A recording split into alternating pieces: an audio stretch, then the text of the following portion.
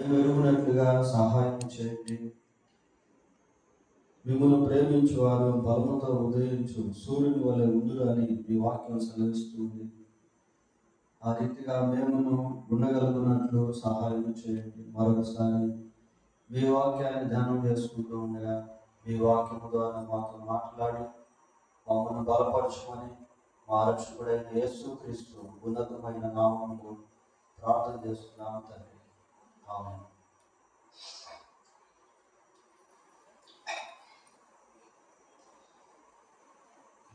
ఈ వారంలో మనం బైబిల్ స్టడీని కలిగి ఉండట్లేదు కనుక బైబిల్ స్టడీలో చెప్పుకోబోయేటువంటి వర్తమానాన్ని రాత్రి మనం చెప్తున్నాం.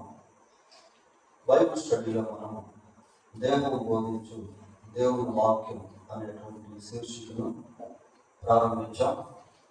ఈ అంశంలో మన తల వెంట్రుకల గురించి, నొసటి భాగం గురించి ధ్యానం చేశాం. శరీరంలో ఉన్నటువంటి అవయవాలకు చాలా శ్రేష్టమైనటువంటి ఆధిక్యతలు అనేది so many amazing facts are hidden our body.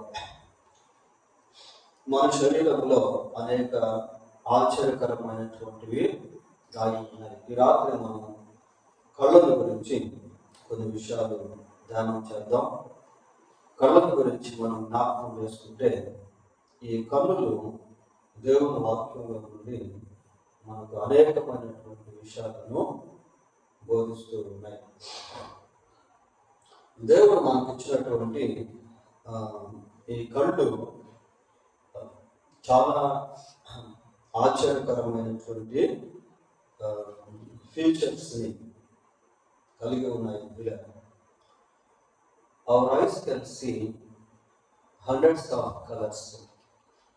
మన కళ్ళు వందలాది రంగులను చూడగలిగే శక్తిని కలిగి ఉన్నాయి. మన కంట్లో వందలాది రంగులను గుర్తించేటువంటి శక్తిని దేవుడు ఏర్పాటు చేశాడు.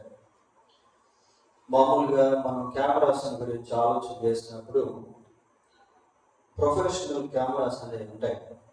సినిమా ఫీల్డ్లో వాడేటువంటి కెమెరాలు చాలా ఖరీదైనటువంటి కెమెరాలు.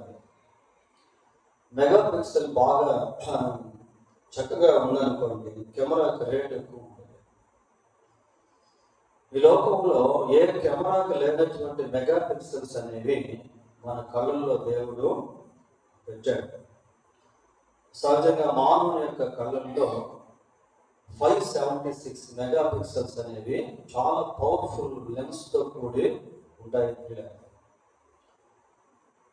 576 మెగా పిక్సెల్స్ సుమారుగా మన కళ్ళు కలిగి ఉన్నాయి. అందుకే చాలా స్పష్టంగా ఒక కెమెరా తీయలేనటువంటి స్పష్టత దృష్టి మన కళ్ళు చూడగలుగుతాయి. తరువాత ఐ స్పీడ్, మన కంటికి ఉన్నటువంటి వేగము చాలా శక్తివంతమైంది. పిల్లలు జనరల్గా సూర్యుడిలో నుంచి వెలుగు బయలుదేరి భూమి మీదకు రావాలి అంటే సుమారు 8 నిమిషాల 40 సెకండ్లు పడుతుంది. అంటే సూర్యుడిలో బయలుదేరినటువంటి ఆ వెలుగు భూమి మీద చేరేదానికి సుమారు 8 నిమిషాల 40 సెకండ్లు టైము పడుతుంది. పిల్లలు అంటే అక్కడ బయలుదేరినటువంటి వెలుగు భూమి మీదకి రావాలి అంటే అంత టైం పడుతుంది. మరి సూర్యుడి నుంచి భూమి మీదకు వెలుగు అంత టైం పడుతుంది అంటే ఆ డిస్టెన్స్ ఎంత అంటే 9,30,00,000 మైళ్ళ దూరంలో భూమికి సూర్యుడు ఉన్నాడు. మరి అక్కడ బయలుదేరినటువంటి ఆ వెలుగు భూమి మీదకి 8 నిమిషాల 40 సెకండ్లు పడితే మనము భూమి మీద నుంచి సూర్యుడిని ఒక్క క్షణంలో చూడగలుగుతాం. Within seconds we can see the sun. Without ice. మన కళ్ళతో సూర్యుడిని కొన్ని క్షణాల్లోనే మనం చూడగలుగుతాం. అంటే అంత దూరంలో ఉన్నటువంటి ఆ నక్షత్రాన్ని సునాయాసంగా మనం రెప్పపాటున చూడగలుగుతున్నాము. అంటే అంత స్పీడప్ లో మన ఫోకస్, మన ఐ సైట్ అనేటువంటిది పనిచేస్తుంది. నిజంగా కళల గురించి రీసెర్చ్ చేస్తే చాలా అమోఘమైనటువంటి విషయాలు మనం సైంటిఫికల్ గా నేర్చుకోవచ్చు. ఇలా తర్వాత ఈ కళ్ళు అనేటువంటివి ఏం చేస్తాయంటే మన ముఖ వర్చస్సుకి అందాన్ని సమకూరుస్తాయి. బేబీ జన్మించినప్పుడు సాదా సీదాగా కనిపిస్తూ ఉంటాయి. ఒక్కసారి కళ్ళు బ్లింక్ అయినాయనుకోండి, ఓపెన్ అయినాయనుకోండి, ముఖం అంతా కూడా మారుతుంది. సో కాబట్టి మన కళ్ళు మన ముఖానికి సౌందర్యాన్ని ఇచ్చేటువంటివిగా ఉన్నాయి.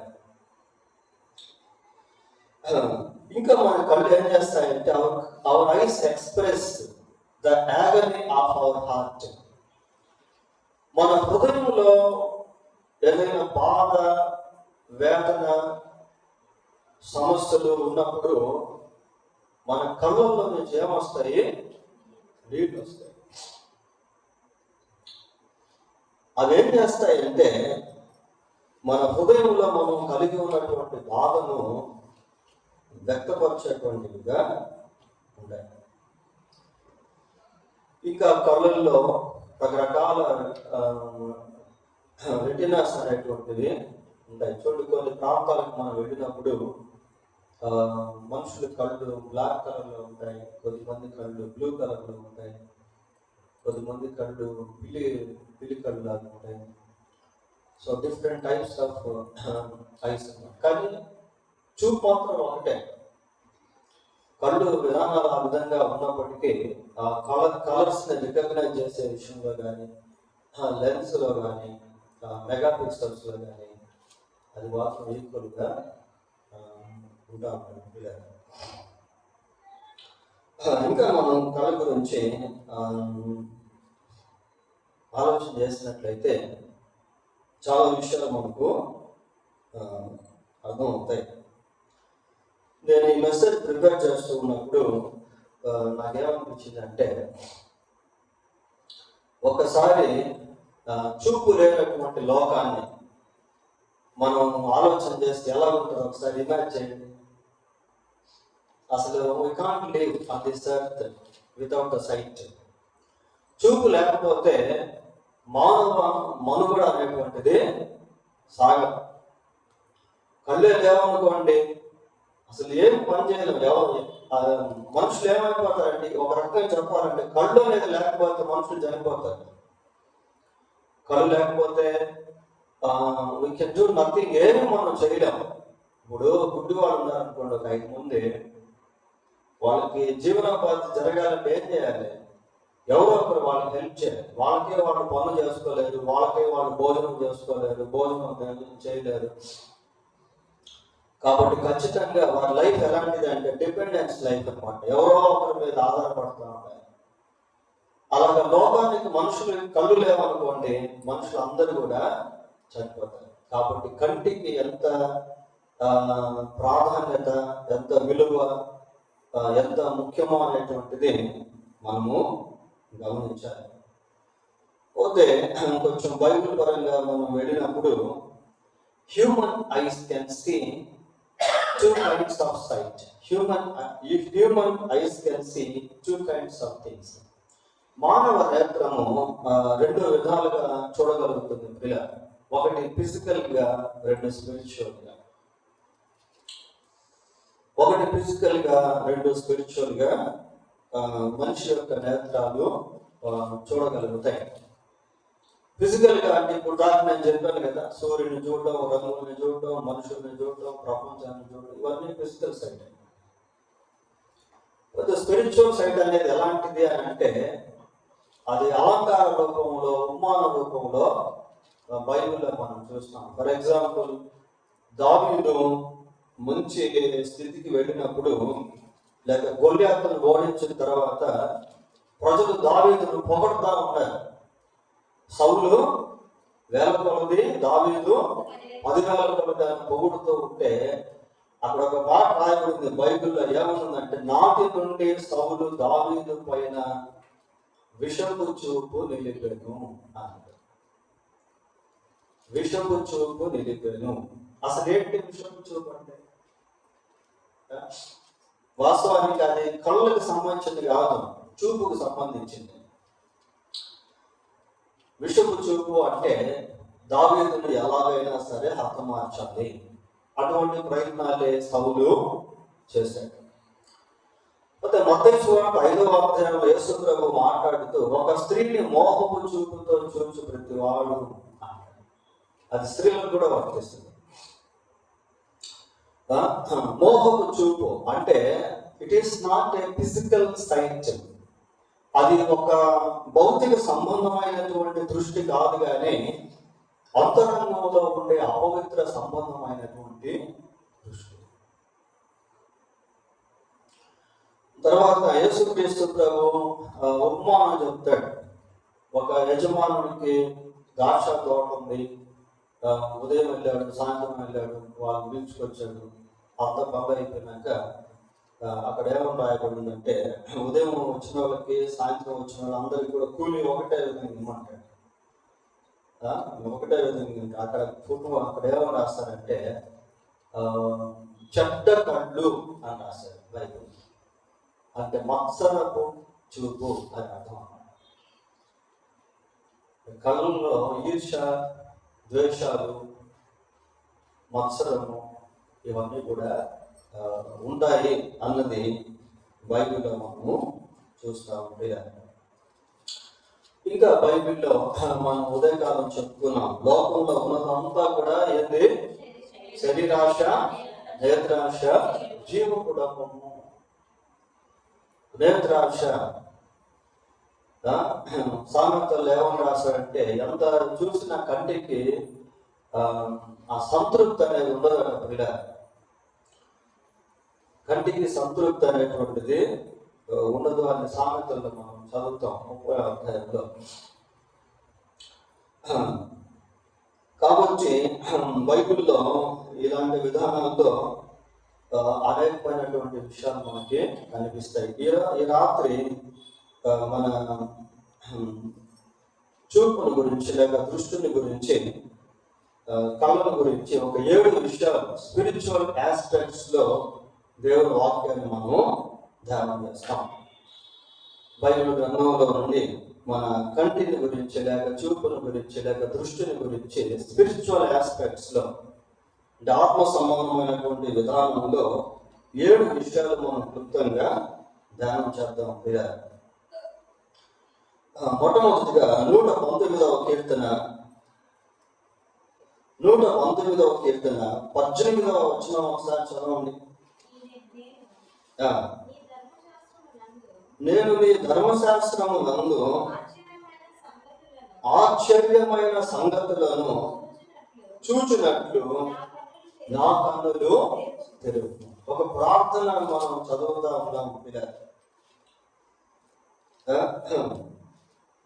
నేను నీ ధర్మశాస్త్రము నందు ఆశ్చర్యమైన సంగతులను చూచినట్లు నా కన్నులు తెరువు.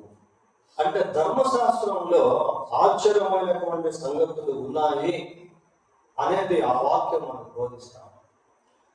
మన బైబిల్ గ్రంథాన్ని నింపినప్పుడు మనకు కనిపించేది నల్లక్షరాలు, తెల్ల పేజెస్ లో నల్లక్షరాలు, తెల్ల కాగితం పైన నల్లక్షరాలు మనం చూస్తూ ఉంటాం. ఇంకేముంది అక్కడ ఆశ్చర్యం?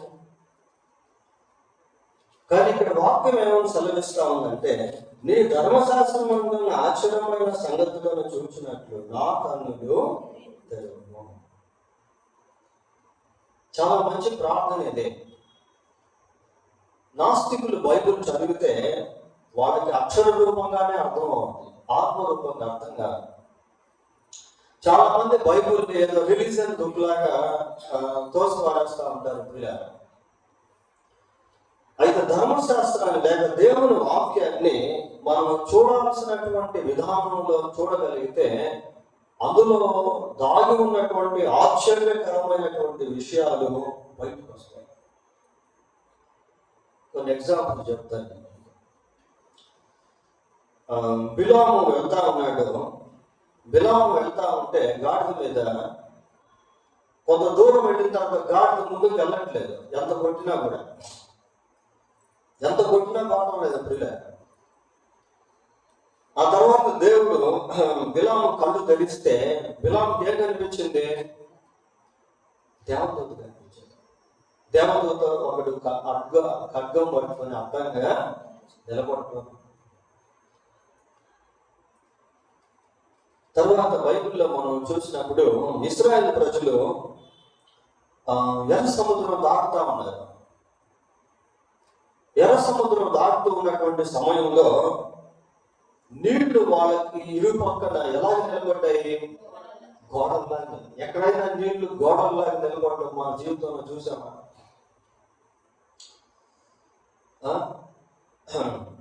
అది ఆశ్చర్యకరమైనటువంటి సంఘటన. వాళ్ళు వెళుతూ ఉంటే గోడలు రెండు పక్కల ఇరువైపులా నీళ్లు గోడల్లా నిలబడుతున్నాయి. వాటి మధ్యలోంచి వెళ్తున్నాయి. ఒకవేళ ఆ నీళ్లు విపరీతమైన గాలి వేసింది కాబట్టి నీళ్లు గడ్డగట్టే అని చెప్పేవాళ్ళు ఉన్నారు.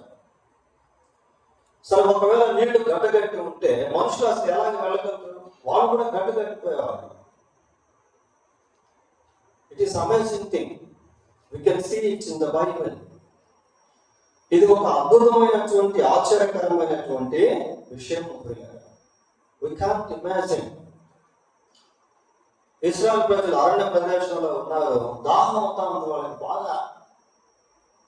దాహం అవుతున్నటువంటి సమయంలో దేవుడు ఏం చేశాడు అంటే బండను చీల్చి బండలో జీవం పంపించాడు. నీళ్లు కనిపించాడు. బండలో అసలు నీళ్లు ఉంటాయా?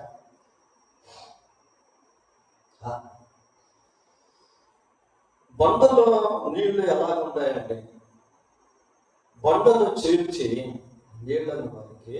అంటే ఇవన్నీ కూడా అమేజింగ్ థింగ్స్. ఇవి ప్రత్యక్షంగా వాడు చూసిన విషయాలు. ఇవి they are not stories.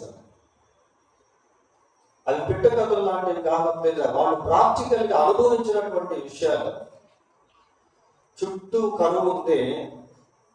Sarepathi విధవరాల దగ్గర బుడ్డిలో కొంచెం నూనె ఉంది, కొంచెం పిండి ఉంది. ఒక రకంగా చెప్పాలంటే ఒక్క పూటకు వచ్చే ఆహారం మాత్రమే ఉంది వాళ్ళ దగ్గర. ఆ ఒక్క పూట చేసుకొని తినేసారు, అంతే, తర్వాత లేదు. అదే టైంలో ప్రవక్త కూడా అక్కడికి వెళ్ళాడు. వేరే ప్రవక్త. చుట్టూ కరువు ఉంది. పిల్ల ఆ పిండి తీస్తా ఉంటే వస్తా, తీస్తా ఉంటే వస్తా. నూనె వాడుతూ ఉంటే మళ్ళా నూనె వస్తాం, వాడుతూ ఉంటే మళ్ళా వస్తుంది. ఎట్లా వచ్చింది అవి? ఎట్లాగా? ప్రాక్టికల్ గా వాళ్ళు అనుభవించారు. అవి ఇవన్నీ ధర్మశాస్త్రంలో మనకు కనిపిస్తాయి. పిల్లలు ధర్మశాస్త్రంలో ఇట్లాంటి వాటిని మనము చూస్తాం. ఇంకా ధర్మశాస్త్రంలో దాగి ఉన్నటువంటి ఆశ్చర్యకరమైన విషయాలు ఏంటో తెలుసా? అదృష్టుడైన దేవుడు. We can't see unseen God. అదృష్టుడైన దేవుడిని మనం చూడలేము. కానీ ధర్మశాస్త్రం మనకు దేవుడిని చూపిస్తుంది. దేవుడు ఎలా ఉంటాడు, ఆయన గుణలక్షణాలు, ఆయన వాక్కు ఎలా ఉంటుంది, ఆయన ఉద్దేశాలు ఏంటి, ఆయన సంకల్పం ఏంటి, ఆయన సృష్టి ఏంటి. ఒక్కసారి బైబుల్ లేదు అని మనం అనుకున్నాం అనుకోండి, మనకు దేవుడు అర్థం కాదు. నీ ధర్మశాస్త్రం అందున్న ఆశ్చర్యమైన సంగతులను చూసినట్లు నా కన్నులు తెరువు. ఇంకా బైబిల్లో దేవదూతలను మనం చూస్తూ ఉండే కదా. If there is no Bible, we can't understand about the devil.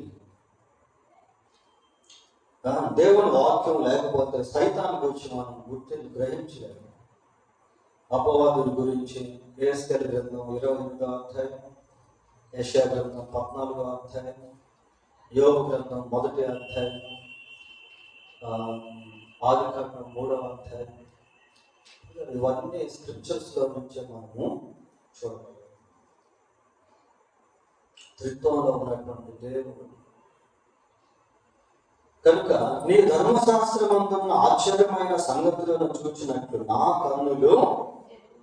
చాలా మంచి ప్రార్థన ప్రియ. మన జీవితంలో కూడా మనకు అర్థం కానటువంటి అనేక కార్యాలను దేవుడు ప్రాక్టికల్గా చూసేటట్టు చేస్తాడు. ఏదో బైబిల్లో ఆ రోజుల్లో జరిగాయని కాదు, ఈ రోజుల్లో కూడా దేవుడు అటువంటి కార్యములు చేస్తా. అది అనుభవించేటువంటి వారికి మాత్రమే అర్థమవుతుంది. జార్జ్ ముల్లర్ అనాథ శరణాలయాలను స్థాపించినప్పుడు, ఏర్పాటు చేసినప్పుడు ఏ పూటకు ఆ పూట దేవుడు వారికి ఆహారాన్ని ఇచ్చాడు. సరే, ఇది ఒకటి. పోతే రెండవదిగా మన కళ్ళను గురించి మనము ఆలోచిస్తా ఉన్నాం. 121వ కీర్తన 121వ కీర్తన మొదటి వచనం.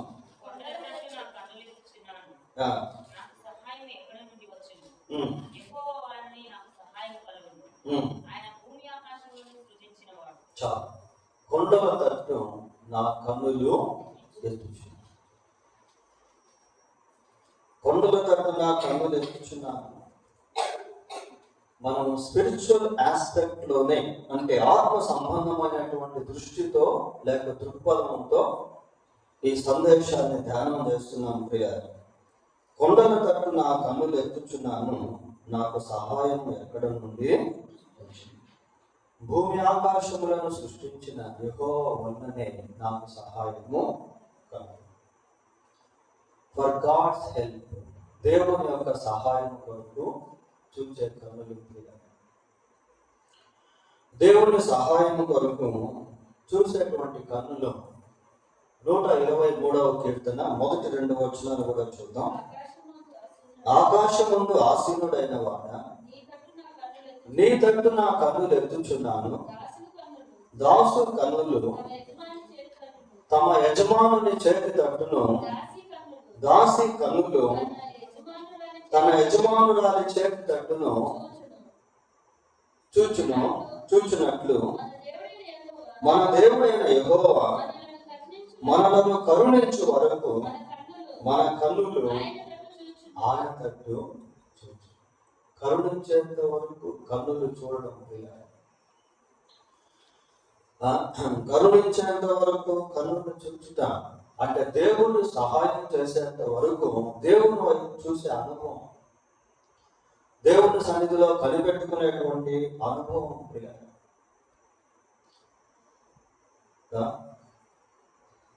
అంటే మన జీవితంలో ఏ విషయంలో ఎటువంటి అవసరతను మనం కలిగి ఉన్నామో అవసరత దేవుడు తీర్చే దాని కొరకు ఆయన వైపు చూడడం. God meets all our needs. దేవుడు మన అవసరతలన్నింటినీ కూడా తీరుస్తాడు. ఒక అద్భుతమైనటువంటి వచనం బైబిల్లో మనకు కనిపిస్తుంది. సహజంగా మన పరిపాట్లు మనం చేసుకుంటూ ఉంటాం. జీవనోపాధి కోసం మనకు ఆహారం కావాలి, వస్త్రాలు కావాలి, షెల్టర్ కావాలి, వాహనాలు కావాలి, వస్తువులు కావాలి. వీటన్నిటి కోసం మనం ఏం చేస్తాం? ఏదో ఒక పని చేసుకుంటాం. అయితే మనతో సహజంగా చేస్తున్నటువంటి పక్షులు కానివ్వండి, జంతువులు కానివ్వండి, పురుగులు కానివ్వండి, మళ్ళాగా వాటి ఉద్యోగాలు ఉండవు పోయారు. కానీ అవన్నింటినీ కూడా వాటన్నింటినీ కూడా దేవుడు పోషిస్తాను. ఒక ఏనుగును మనం సాకాలంటే మన వల్ల కాదు. ఒక ఒంటెని మనం సాకాలి, ఒక జిరాఫీని మనం సాకాలి అంటే మన వల్ల కాదు. సింహం మనం సాకాలి అంటే సింహం ఏం చేస్తుంది? మనలేదు చేస్తుంది. We can't breed the wild animals even if we want to do that. కానీ దేవుడు వాటన్నిటికీ కూడా ఆహారాన్ని ఇస్తాడు.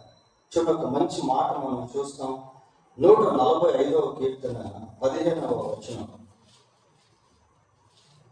145. సర్వజీవుల కన్నులు నీ వైపు చూచుచున్నవి, తగిన కాలమందు నీవు వాటికి ఆహారము చూడండి. సర్వజీవుల కన్నులు దేవుని వైపు చూస్తా, ప్రతిరోజు కూడా అవి దేవుని సహాయాన్ని కోరుకుంటా ఉంటాయి. ప్రభు అంటాడు, ఆకాశ పక్షులను చూడుడి, అవి విత్తవు, కోయవు, కొట్టలో కూర్చుకున్నావు, అయినను మీ పరలోకపు తండ్రి వాటిని, దేవుడే వాటిని పోషిస్తా ఉన్నాడు. సర్వజీవుల కన్నులు నీ వైపు చూచున్నాయి, తగిన సమయంలో వాటికి ఆహారాన్ని ఇస్తా ఉన్నావు. దేవుడు ఆహారాన్ని ఇవ్వకపోతే అవన్నీ కూడా చనిపోతాయి. So looking at God for hour help, సహాయం కొరకు దేవుని వైపు చూచుట. మూడవదిగా యోహాను సువార్త 4వ అధ్యాయము, 35వ వచనం చదవండి. ఇంకా 4 నెలలు అయిన తరువాత కోతకాలము వచ్చునని మీరు చెప్పుదురు కదా. ఇక్కడి వరకు ఫిజికల్ వేలో ప్రభువు మాట్లాడాడు, అంటే అక్షర సంబంధంగా ప్రభువు మాట్లాడాడు. ఇదిగో మీ కన్నులు ఎత్తి పొలములను చూడుడి, అవి ఇప్పుడే తెల్లబారి కోతకు వచ్చి ఉన్నవి.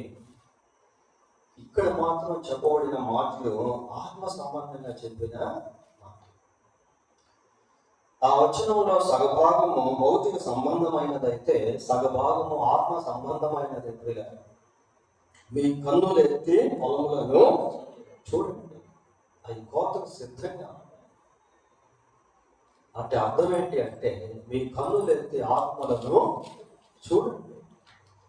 ఆత్మల పంట, ద హార్వెస్ట్ ఆఫ్ సోల్స్, ఆత్మల పంటల గురించి యేసు ప్రభు మాట్లాడుతూ ఉన్నాడు. సమయంలో యేసుక్రీస్తు ప్రభు ఆత్మల పంటను చూడగలిగాడు. అవి సిద్ధముగా ఉన్నాయి అంటే వాళ్ళు కాసుకోనున్నారు పిల్లలు, వాళ్ళు సిద్ధంగా ఉన్నారు. ఎప్పుడు వాక్యం అందితే అప్పుడు విశ్వాసం వచ్చేటట్టుగా. ఫస్ట్ ప్రభు ఎంటర్ అయ్యాడు, ఆ బావి దగ్గర ఉన్నాడు. ఆ బావి దగ్గరికి స్త్రీ వచ్చింది, ఆ మారు పొందేసింది. ఆ మారు పొంది ఊర్లోకి వెళ్ళింది, అక్కడ వాళ్ళని చెప్పింది. వాళ్ళు వచ్చారు, వాళ్ళు మారు పొందుకున్నారు. అక్కడ వాళ్ళు అడిగారు, ప్రభువా ఇంకా ఒక 2 దినాలు మాతో కూడా, 2 days ప్రభు వారితో ఉన్నాడు. అప్పుడు వాళ్ళు అన్నారు, ఈయన నిజముగా లోక రక్షకుడని మేము తెలుసుకొని. లోక రక్షకుడు అంటే అర్థం ఏంటి అంటే, వాళ్ళకి అర్థమైపోయింది ఎవరు రక్షకుడు అనేది. వాళ్ళంతా రక్షణ పొందేటప్పుడు యేసు ప్రభు అక్కడికి వెళ్ళేసరికి దీంట్లో మనం నేర్చుకోవాల్సింది ఏంటి అంటే, we have to see the unseen souls that are for the harvest. కోతకు సిద్ధముగా ఉన్నటువంటి ఆత్మలను చూడాలి. ఒక విషయం మనం చూద్దాం, చూడండి. అపోస్తుల కార్యములు 14వ అధ్యాయము, 7వ వచనం నుంచి 9వ వచనం చదువు. లుస్త్రాలో ఒకడు ఉండేను,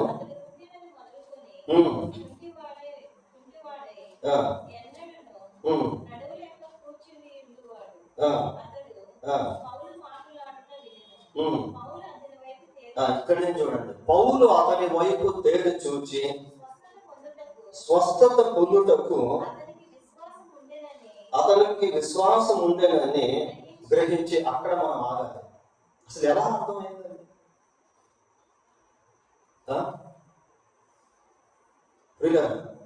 how can he state of faith? అతనిలో ఉన్నటువంటి విశ్వాసాన్ని పౌలు ఎలా చూడగలిగాడు? అవి కంటికి కనిపించేటువంటి పదార్థాలు కావు. ఇంకొకసారి చదవండి. వినను పౌలు అతని వైపు తేరి చూచి స్వస్థత పొందుటకు అతనికి విశ్వాసం ఉండేనని గ్రహించి. చూడండి ప్రేమ అంటే అతనిలో విశ్వాసం అనేది ఉంది. దాన్ని ప్రయోగించి స్వస్థత పొందుకునేదానికి సిద్ధంగా ఉన్నాడు అని పౌలు గుర్తించాడు, పౌలు గ్రహించాడు. అటువంటి ఆత్మ నడిపింపు, ఆత్మల వివేచన మనకు కావాలి. ఎందుకు అంటే ఆత్మల పంట కోసం ఆ విధంగా మనం ప్రార్థన చేయాలి. ప్రభువా, ఈ నశించిపోతున్నటువంటి ఆత్మలను చూచే దృష్టిని నాకు దయచేయండి అని ప్రార్థన చేయాలి. మన దృక్పథం, మన దృష్టి ఎలా ఉండాలి అంటే, మీకు ఒక చిన్న ఇలిస్ట్రేషన్ చెప్తాను. ఒక క్లినిక్ ఉందనుకోండి, క్లినిక్ దగ్గర రిసెప్షన్ ఎవరో ఒకరు పెట్టుంటారు.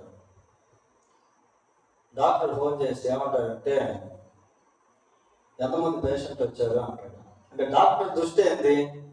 ఎవడొచ్చినా పేషెంట్ వాడికి, అంతేకాదు ఎంతమంది వచ్చారు పేషెంట్ అంటే.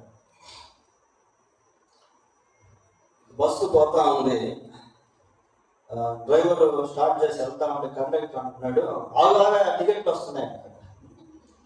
మనుషులు వస్తామంటే ఏం వస్తున్నాయి అంటున్నాడు? టికెట్లు వస్తున్నాయి అంటున్నాడు. అంటే కండక్టర్ దృష్టిలో మనుషులు ఎవరు? టికెట్లు ప్రిగారు.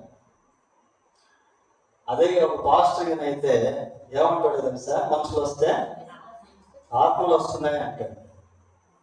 అంటే మనం చూసేటువంటి విధానం ప్రిగారు, మనం చూసేటువంటి విధానం, మన కాన్సెప్ట్, మన ఆస్పెక్ట్ ఎలా ఉండాలంటే స్పిరిచువల్గా. ఎన్నైనా ఇప్పటికి 3 అయింది, 7 చెప్పి ముగిస్తాను. 4గా 119వ కీర్తన 119వ కీర్తన 82వ వచనం. 82వ వచనం. నన్ను ఎప్పుడు ఆదరించదవో అని నా కన్నులు నీవిచ్చిన మాట కొరకు కనిపెట్టి క్షీణించుచున్నవి. నీవిచ్చిన మాట కొరకు కనిపెట్టి క్షీణించుచున్నవి. ఇక్కడ దేవుని వాగ్దానముల గురించి చూస్తాము. ఇచ్చిన మాట అంటే వాగ్దానము అని అర్థం. దేవుడు కొన్నిసార్లు కొద్దిమంది కొన్ని వాగ్దానాలు అనేవి ఇస్తాడు. కనిపెట్టి క్షీణించి, ఈ పదాలు దేన్ని సూచిస్తున్నాయి అంటే కాల వ్యవధిని సూచిస్తాను. దేవుడు వాగ్దానం ఇచ్చాడు, ఇంకా నెరవేరలేదు, కనిపెడతానే ఉన్నాడు. ఆదరణ కావాలి, కనిపెడతానే. కళ్ళు క్షీణించేటువంటి స్థితికి వచ్చేది, కనిపెడతానే. ఎందుకు అంటే వాగ్దానం చేసినటువంటి వాడు ఆ వాగ్దానాన్ని నెరవేర్చుటకు సమర్థుడు అని అబ్రహాము కూడా కనిపెట్టాడు. ప్రియులారా, watching for the promises of God, దేవుని వాగ్దానముల కొరకు కనిపెట్టాడు. కాసో యూదులు బబులోనుకు చెరగా తీసుకొని పోబడ్డారు. తీసుకొని పోబడినటువంటి సమయంలో సుమారుగా దానియేలుకి 16 సంవత్సరాల వయసు. సుమారుగా 16 సంవత్సరాల వయసులో దానియేలు బబులోనుకు చెరగా తీసుకుని పోబడ్డాడు. 70 సంవత్సరాలు అయిపోయింది. ఆ 70 సంవత్సరాలు అయిపోయినటువంటి సమయంలో దానియేలు యిర్మీయా గ్రంథాన్ని చదువుతా ఉన్నాడు. చూడండి, దానియేలు గ్రంథం 9వ అధ్యాయము మొదటి 2 వచనాలు.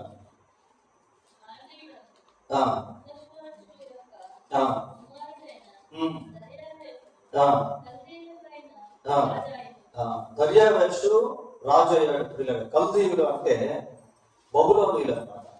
వాళ్ళని జయించి దర్యావేషు సింహాసనం ఎక్కాడు. అతని ఏలుబడిలో మొదటి సంవత్సరం దానియేలును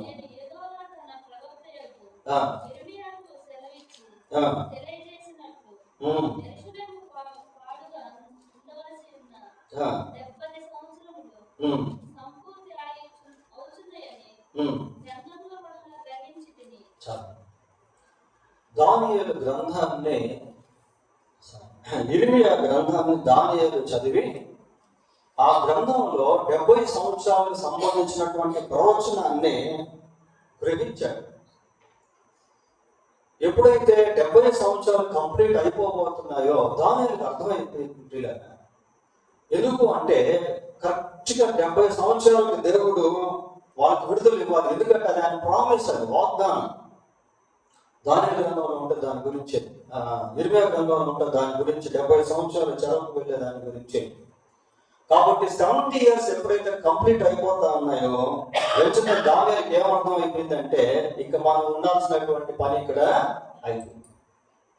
God is going to deliver our people from this bondage. ఈ యొక్క బంధకాల్లో నుంచి దేవుడు మన ప్రజలను విడుదల చేయబోతూ ఉన్నాడు అని దానియేలు గుర్తించాడు, గ్రహించాడు. ఎప్పుడైతే 70 సంవత్సరాలు కంప్లీట్ అయినాయో వెంటనే సింహాసనం మారింది. దర్యావేషుని తీసుకొచ్చి కూర్చోబెట్టాడు. కోరేషుకి ఆజ్ఞ ఇచ్చాడు. బబులోను నుంచి ప్రజలు యెరూషలేము ప్రయాణం అయ్యారు.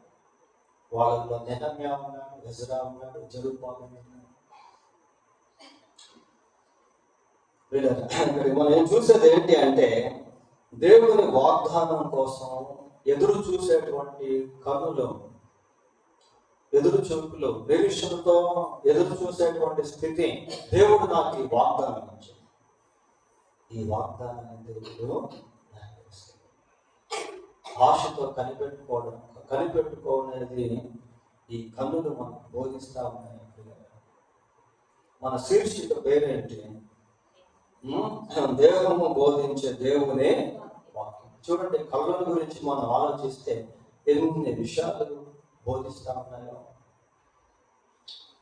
5వదిగా సామెతల గ్రంథం 28వ అధ్యాయము, సామెతల గ్రంథం 28వ అధ్యాయము 27వ వచనాన్ని చదువుకుందాం. బీదలకు ఇచ్చు వానికి లేమి కలుగదు, కన్నులు మూసుకొని వానికి బహుశాపములు కలుగు. కన్నులు మూసుకొని వానికి. ఇక్కడ ఈ వచనంలో మనం నేర్చుకోవాల్సింది ఏంటంటే హెల్పింగ్ ద పూర్, బీదలకు సహాయము చేయటం. నాట్ ఓవర్ లుకింగ్, ఏదో చూసి చూడకుండా పోవడం అనేది కాకుండా బీదల విషయంలో సహాయం చేయటం ప్రియ. కొన్నిసార్లు దేవుడు కొద్దిమంది విషయంలో కొన్ని ప్రేరణలు ఇస్తాడు. కొద్దిమంది పేదవారు, అవసరత కలిగినటువంటి వారు, ఆ సమయంలో ప్రేరణ వస్తే మనం చేయవలసింది చేయటం అనేటువంటిది బ్లెస్సింగ్ ప్రేరణ. బీదలకు ఇచ్చు వాళ్ళకి ఏం కలగదట? లేమి కలగదు. లేమి అంటే అర్థం ఏంటి? కొరత. అరే వాడికి ఇచ్చేస్తే నాకుండదు అనుకునేది కాదు. ఇయుడే మీకు ఇవ్వబడుతుంది, ఇస్తే ఇవ్వబడుతుంది. అదే సామెతల గ్రంథం 14వ అధ్యాయము 31వ వచనం చూడండి. 14:31.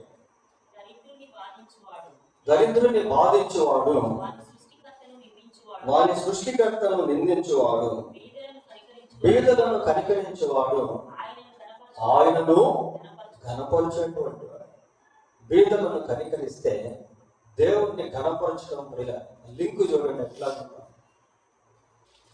ఒకరోజు ఒక ధనవంతుడు యేసు ప్రభు దగ్గరికి వచ్చాడు.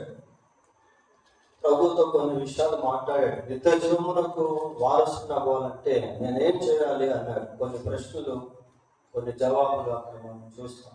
తర్వాత ప్రభు అన్నాడు, అయ్యా నీ కలిగింది అమ్మే బీదలకి ఇవ్వు, పరలోకంలో నీ కొరకు ధనము నీవు వచ్చినందుకు బీదలకు ఇచ్చుటలో పరలోకంలో మనం ధనమును కూర్చుకునే వారంగా ఉన్నాం. భీమా జడ్జిమెంట్ అని ఒకటి, అది మనకు కొరంథీయులకు రాసిన 2వ పత్రిక 5వ అధ్యాయం 10వ వచనంలో కనిపిస్తుంది, చదవక్కర్లేదు. కానీ ఆ భీమా జడ్జిమెంట్ లో ఈ లోకంలో మనం శరీరంతో చేసేటువంటి కార్యములను బట్టి అక్కడ ప్రతిఫలాలు అనేటువంటివి ఉంటాయి. అది వేరే టాపిక్. అది ఇక్కడ మనం బీదలకు చుట్టూ ఇంకొక వచనం ఏంటి అంటే, love your neighbour as your self, నిన్ను వల్ల నీ పొరుగు వారిని ప్రేమించు. అది కూడా ఇక్కడ వర్తించేటువంటిదిగా ఉంది. 6వదిగా ఇర్మియా గ్రంథం 9వ అధ్యాయము 1వ వచనం చూద్దాం. ఇర్మియా గ్రంథం 9వ అధ్యాయము 1వ వచనం, నా జనులలో హతమైన వారిని గూర్చి నేను దివారాత్రము కన్నీరు విడుచున్నట్లు నా తల జలమయముగాను నా కన్ను కన్నీళ్ల ఊటగాను ఉండునుగాక.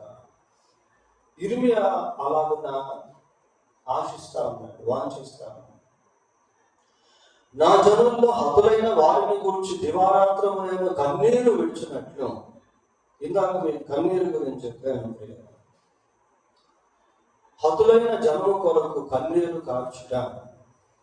ఇంకా కొంచెం మనం స్పిరిచువల్ ఆస్పెక్ట్ అన్నాం కదా, ఆ విధానంలో చెప్పుకోవాలంటే నశించిపోతున్న ఆత్మల కొరకు దేవుని సన్నిధిలో కన్నీటితో ప్రార్థన చేయాలి. కన్నీటితో ప్రార్థన చేయటం. ఒకవేళ మన ఇంట్లోనే నశించిపోయే ఆత్మలు ఉన్నాయేమో, భర్త మారకపోతే, భార్య మారకపోతే, కుమారుడు లేక కుమార్తె మారకపోతే, వాడు కూడా నశించిన గుంపులో ఉన్నవాళ్లే పిల్లలు. వాళ్ళ కోసం కన్నీటితో ప్రార్థన చేయడం, వాళ్ళ కోసం కన్నీటితో దేవుని పాదాలు పట్టుకోవడం. కన్నీటికి దేవుడు చాలా విలువిస్తాడు పిల్లలు. కీర్తనలు 56 8వ వచనం చదవండి. 56వ కీర్తన, నా సంచారములను నీవు లెక్కించి ఉన్నావు, నా కన్నీళ్లు నీ బుడ్డిలో ఉంచబడి ఉన్నవి, అవి కవిలలో కనబడును. ఇంకొకసారి చదువు. నా సంచారములు నీవు లెక్కించి ఉన్నావు, నా కన్నీళ్లు నీ బుడ్డిలో నా కన్నీళ్లు నీ బుడ్డిలో ఉంచబడి. చూడండి ప్రియులారా, దేవుని సన్నిధిలో కార్చే కన్నీటికి చాలా విలువ ఉంటుంది. కొన్నిసార్లు మనుషుల దగ్గర కన్నీళ్లు గాలిస్తే మనుషులు అపహాస్యం చేస్తారు. కానీ దేవుడు, గాడ్ నెవర్ క్రిటిసైజ్ ఆర్ మోకర్. దేవుడు ఎప్పుడు అపహాస్యం చేయడం. ఆ కన్నీటిని చాలా విలువగా ఎంచుకుంటాడు. ఎందుకు చెప్పండి? కన్నీరు ఊరికే రాదాం. గుండె బొద్దలైతే గుండె లోపల ఉన్నటువంటి ఆవేదన అంతా కూడా పెళ్ళు ఉబికి ఆ కళ్ళలో నుంచి నీటి రూపంలో బయటకు వస్తుంది. ఇర్మియా అటువంటి స్థితిలో ఉన్నాడు. ఆ ప్రజలను చూస్తూ ఉంటే, యూదా ప్రజలు, లోపడినటువంటి ప్రజలు, వారి మీదకు దేవుని ఉగ్రత రాబోతూ ఉంటే అంత పెళ్ళుబుక్కుపోతా ఉంటుంది ఆయన హృదయం. ఇంకొక మాట ఉంటుంది బైబిల్లో, ఏమంటుందంటే యేసు ప్రభు యెరూషలేముకు వెళ్తూ ఉంటే అక్కడ ఏమని చెప్తా ఉంటే, ఆయన పట్టణమును చూచి కన్నీళ్ళు అక్కడ ఏమనుంటుందంటే ఏడ్చి అని ఉంటుంది. ఆయన పట్టణమును చూచి దాని గురించి ఏడ్చి అని ఉంటుంది. పోయారు కన్నీళ్లు విడిచుట ఏడ్చుటకి చాలా తేడా ఉంటుంది. ఏడ్చుట అంటే ఒక ధ్వని రోదన, ఒక పక్క కన్నీరు, మరొక పక్క రోదన ధ్వని. ఆయన పట్టణమును చూచి దాని విషయమై ఏడ్చి. ఎందుకు ఏడ్చాడు అంటే ఆ పట్టణం మీదకి రాబోతున్నటువంటి విపత్తు అలాగుంది, దాని విషయంలో ఏడ్చాడు. కన్నీటికి దేవుడు విలువ కడతాడు. యెషయా గ్రంథం 38వ అధ్యాయము, యెషయా గ్రంథం 38వ అధ్యాయము 4-5 వచనాలు చూడండి. యెహోవా వాక్కు యెషయాకు ప్రత్యక్షమై ఇలాగ సెలవిచ్చాను, నీవు పోయి హిజ్కియా యొద్దకు పోయి అతనితో ఇట్లనుము,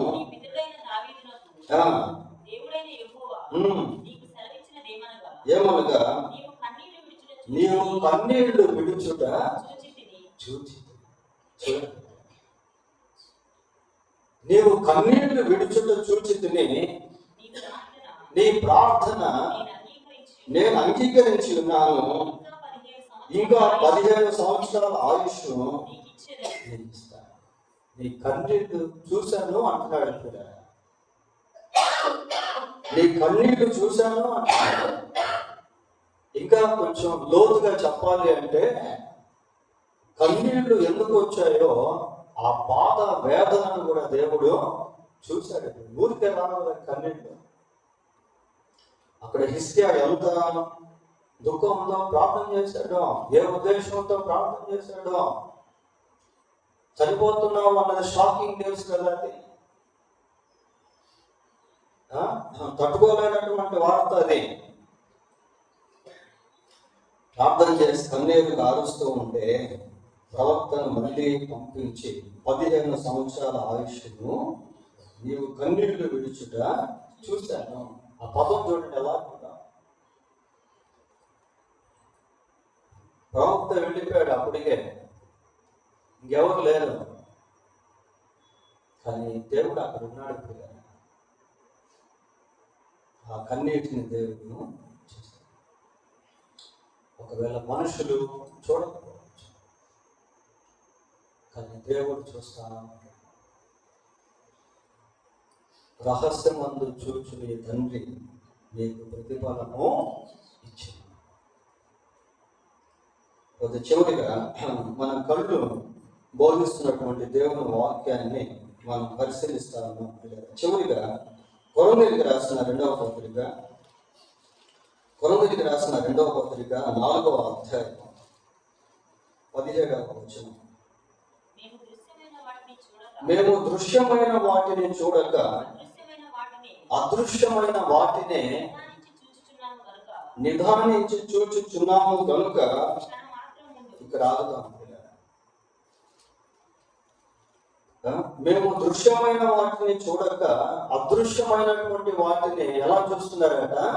నిదానించి చూస్తా. క్షణమాత్రం ఉండు మా చులకని శ్రమ మా కొరకు అంతకంతకు ఎక్కువగా నిత్యమైన మహిమా భారమును కలుగు చేయుచున్నది. శ్రమల గురించి మాట్లాడుతున్నాడు. 16వ వచనంలో ఒకసారి చదవండి. కావున మేము అధైర్యపడము, మా బాహ్య పురుషుడు కృషించుచున్నను, ఆంతర్య పురుషుడు దినదినము నూతన పరచబడుచున్నాడు. బాహ్య పురుషుని గురించి, ఆంతర్య పురుషుని గురించి, బాహ్య చూపుల గురించి, ఆంతర్య చూపుల గురించి, లేక దృశ్య అదృశ్య చూపులను గురించి మాట్లాడతారు. 18 కూడా చదవండి ఒకసారి. క్షణమాత్రం ఉండు మా చులకని అంటే కష్టాలు, బాధలు, శ్రమలు పౌలు ఎన్నో అనుభవించాడు. అనుభవిస్తూ ఉన్నాడు, కానీ ఎక్కడ తప్పిపోవట్లేదు, ఎక్కడ పడిపోవట్లేదు, ఎక్కడ వెనక్కి వెళ్ళిపోవట్లేదు, ఎక్కడ జారిపోవట్లేదు, ఎక్కడ దేవుడిని దూషించట్లేదు, దేవుడిని విడిచిపెట్టట్లేదు. ఎలా ఉండగలిగాడు అన్ని కష్టాలతో కూడా? అంటే అదృశ్యమైన వాటిని చూస్తూ ఉండిపోయాడు. బాహ్యంగా చూస్తే ఏమీ లేదు, అంత దెబ్బలే. శరీరం వైపు చూస్తే ఎక్కడ చూసినా గాయాలు. కానీ ఆంతర్య పురుషుని యందు బలం కలిగి ఉన్నాడు. ఒక విశ్వాసి ఎప్పుడు బలం కలిగి ఉంటాడు అంటే అంతర్దృష్టిని కలిగి ఉన్నప్పుడు. అదృశ్యమైన వాటిని చూసేటువంటి సమయంలో కష్టం వచ్చినా, శ్రమ వచ్చినా, బాధ వచ్చినా ముందుకు వెళ్ళిపోయేటువంటి స్థితి. అందుకే పౌలు చనిపోయేటువంటి సమయంలో చాలా మంచి మాటలు చెప్పి చనిపోయాడు. ఏమని చెప్పాడు అంటే, విశ్వాసములో కాపాడుకున్న, I have kept my faith అన్నాడు. ఎన్నో పోరాటాలు వచ్చాయి, శ్రమలు వచ్చాయి, విశ్వాసాన్ని మాత్రం పోగొట్టుకోలేదు. ఎందుకు అంటే అదృశ్యమైనటువంటి వాటిని చూస్తారు. దృశ్యమైనవి అనిత్యములు, అదృశ్యమైనవి నిత్యములు. కనుక చూసే విధానం చాలా ప్రాముఖ్యం.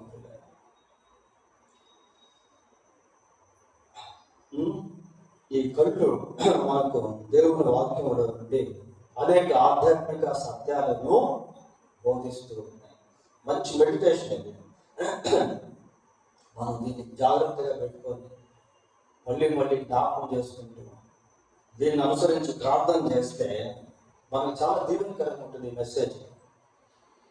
ఇదే కాదు, దేహం బోధించే దేవుని వాక్యం అనే అంశంలో ప్రతి పార్ట్ ఆఫ్ అవర్ బాడీ, ప్రతి భాగము, మన శరీరంలో ప్రతి భాగము మనకు అనేక పాఠాలను నేర్పిస్తుంది.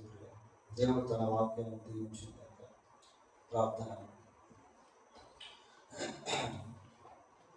ప్రార్థన చేసుకుందాం. సర్వశక్తిమంతుడు అయిన మా దేవా, మీరు మమ్మల్ని ప్రేమించి మాకు ఇచ్చిన ఈ శరీరాన్ని బట్టి మీకు స్తోత్రాలు చెల్లిస్తూ ఉన్నాం. ఈ దేహంలో మీరిచ్చిన కనిపించని అవయవములు అన్నింటిని బట్టి, వాటి యొక్క పనితీరును బట్టి మీకు కృతజ్ఞతాస్తుతులు చెల్లిస్తూ ఉన్నాం. ఈ రాత్రి మా కన్నులను గురించి, అవి బోధించే మీ వాక్యముల గురించి కొన్ని విషయాలు ధ్యానం చేశాం. వీటిని మాకు దీవెనకరంగా చేయమని వేడుకుంటున్నాం. మీ వాక్యము నాడు నేడు ఏకరీతిగా ఉంది కనుక మీ ధర్మశాస్త్రమందున్న ఆశ్చర్యమైన సంగతులను చూసినట్లు మా కన్నులు తెరవండి ప్రభువా. మా జీవిత అనుభవాల్లో మీ వాక్యాన్ని ప్రభువా మేము కలిగి జీవించుటకు కృప చేయమని, ఈ వర్తమానం మాకు దీవెనకరంగా చేయమని మా రక్షకుడైన యేసుక్రీస్తు పరిశుద్ధమైన నామంలో ప్రార్థన చేస్తున్నాం తండ్రి. ఆమేన్.